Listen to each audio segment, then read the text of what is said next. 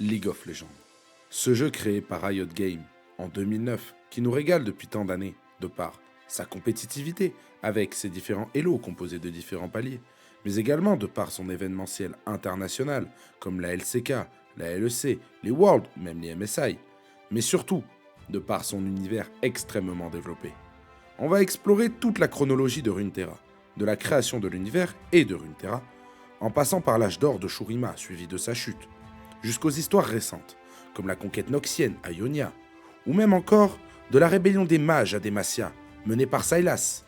Salut à tous, moi c'est Sunny, et on se retrouve sur l'univers de Runeterra.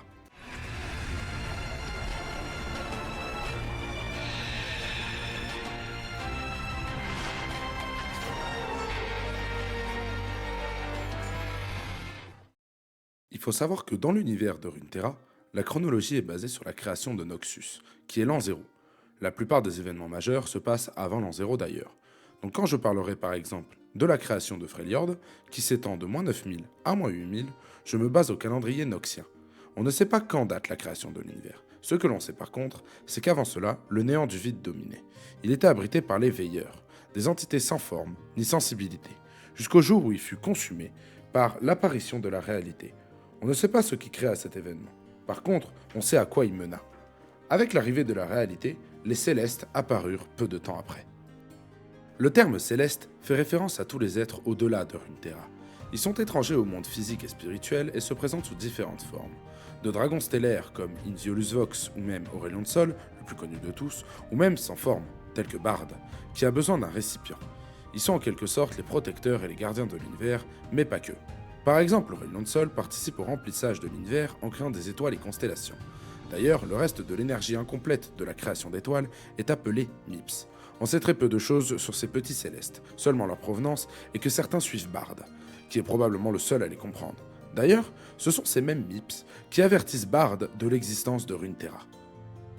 Il existe d'autres sortes de célestes plus ou moins connues, telles que les Sparkfly.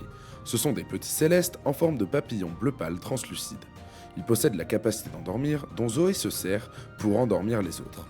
Les Éternels sont également des Célestes. Ce sont des divinités oubliées de l'histoire runeterrane, préservées dans le Royaume Céleste sous forme de constellations et d'archétypes.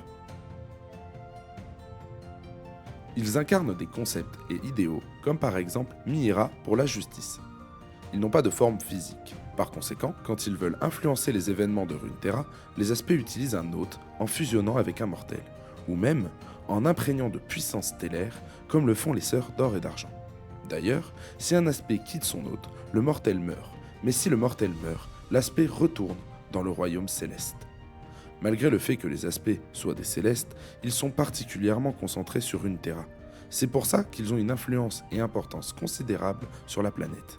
Aurelion de Sol, avec sa capacité d'influer la vie aux étoiles ou constellations, créa des célestes ou aspects, volontairement ou pas, comme par exemple le farceur, qui donna du pouvoir à Zoé, ou même encore le messager, le destructeur, le chargeur, mais surtout le grand au-delà, que lui-même considère comme son chef-d'œuvre. Il compte d'ailleurs l'envoyer détruire Runeterra, car Aurelion de Sol est Runeterra, particulièrement Targon, suite à un événement que nous verrons plus tard. Aurelion de Sol créa l'étoile autour de laquelle elle gravite, mais pas Runeterra. Elle fut créée par un groupe d'inconnus à partir de la Rune Monde. Runeterra fut créée avant moins 9000, mais sans date exacte. Les premiers événements attaquant à cette date, la planète fut donc créée avant celle-ci. À la suite de ça, deux royaumes distincts apparus, le royaume physique et le royaume spirituel. Le royaume physique agissant comme la manifestation matérielle de Runeterra.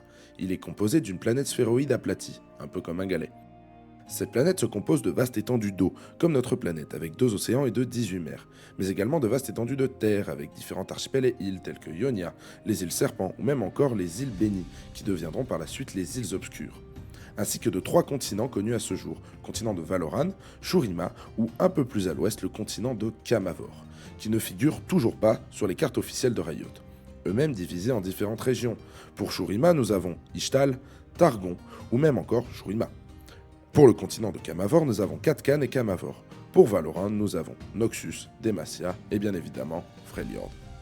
Ce que l'on sait sur le monde spirituel est principalement issu de contes et de mythes, donc sa vision diverge en Runeterra. C'est une poche d'existence parallèle au monde physique où le temps et l'espace fonctionnent différemment. Il est le foyer et lieu d'origine des esprits, la plupart d'entre eux traversent facilement entre les deux mondes.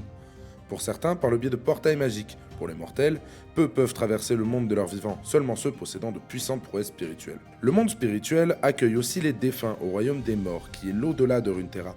Il est construit à partir de diverses croyances. À Ionia, ils visualisent un chemin avec un esprit ressemblant à un renard, qui les guidera après leur mort vers l'au-delà. Cependant, il ne les aidera pas s'ils se détournent de leur chemin. D'ailleurs, à Ionia, la barrière entre les deux mondes est si mince que pendant les festivités de la fleur spirituelle, les morts peuvent rentrer en contact avec les vivants, voire même encore revenir pendant l'espace de cette journée. Dans le monde spirituel, on y trouve également le temple Lunari Marus Omegnum. Ce temple est particulier car lors de certains événements lunaires, il rentre dans le monde physique et apparaît sur le mont Targon. Ou même encore la Clairière, une zone cachée au cœur du monde des esprits. C'est un lieu de magie primordiale brute. C'est d'ailleurs peut-être de la Clairière qu'est née Bendel City, la cité des Yordles. On raconte que c'est un lieu où la magie est débridée et le temps est intemporel, si on peut dire. Bendel City est une poche autonome dans le royaume spirituel. On y trouve l'arbre de Bendel, qui relie Bendel au royaume matériel par le biais de portails que les mortels voient rarement, car ils ne s'ouvrent que dans certaines circonstances particulières. Le royaume spirituel, le royaume céleste ainsi que le royaume physique sont tous reliés, par le biais de passerelles, d'histoires ou même encore de différents personnages. C'est à partir de ces mêmes royaumes que Riot créa un lore plus que fourni, que nous allons explorer ensemble.